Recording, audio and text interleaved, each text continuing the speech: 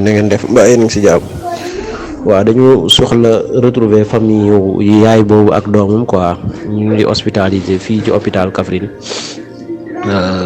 donc ñu ngi dëkk aussi Sam-Sam Fass Mbao Sam-Sam donc yaay ji mu ngi tudd Aïssa Kandé. Elle a perdu son téléphone durant l'accident et que l'enfant aussi s'appelle Idrissa Saleh.